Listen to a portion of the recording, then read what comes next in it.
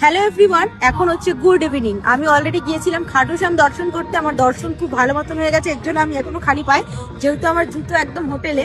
তো এই খাটু শ্যাম যাওয়ার পথে একটা রেস্টুরেন্ট পড়ে, যেটা হচ্ছে এরোপ্লেন রেস্টুরেন্ট। এটা হচ্ছে এয়ার ইন্ডিয়া ফ্লাইটের একটা রেস্টুরেন্ট, ভীষণ সুন্দর। তো এটার টিকিট টোটাল আমরা 3 জন এসেছি, নিল 450 টাকা। এর মধ্যে থেকে 300 টাকা খাওয়ারের মধ্যে ইনক্লুড হবে, আর এক্সট্রা টাকা দিয়ে আমরা যেটা খাবো। এটা হচ্ছে এরোপ্লেন রেস্টুরেন্ট, আর এটা হচ্ছে টিকিট। এখন যাবো হচ্ছে এর ভেতরে, আর কি কি খাই না খাই সেটা তোমাদের দেখাবো। তো চলো।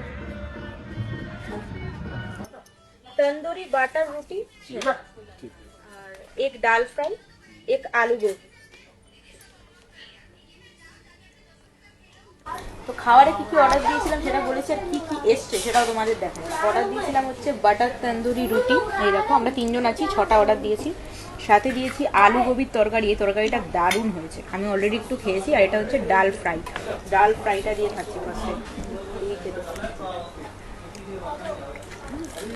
এটাও ভালো খেতে, আর এটা আমি অলরেডি খেয়েছি আমি একবার। এটা আমি জানি কেমন খেতে, দারুণ খেতে। তো ফাইনালি তো এই রেস্টুরেন্টে খেলাম, যেটা রিং রাইজের একদম পাশে। এই দেখো আমার পিছনে এরোপ্লেন রেস্টুরেন্ট। খাবার এক কথায় দুর্দান্ত, ভীষণ টেস্টি খাবার। তোমরা যদি কখনো রাজস্থান বা রিং রাজের খাটু শ্যাম মন্দিরে আসো, অবশ্যই এই রেস্টুরেন্টে একবার খেতে পারো, দারুণ খাবার।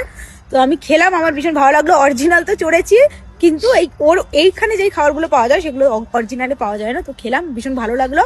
তো আজকের ভিডিওটা কেমন লাগলো আমাকে কমেন্ট করে জানাবো।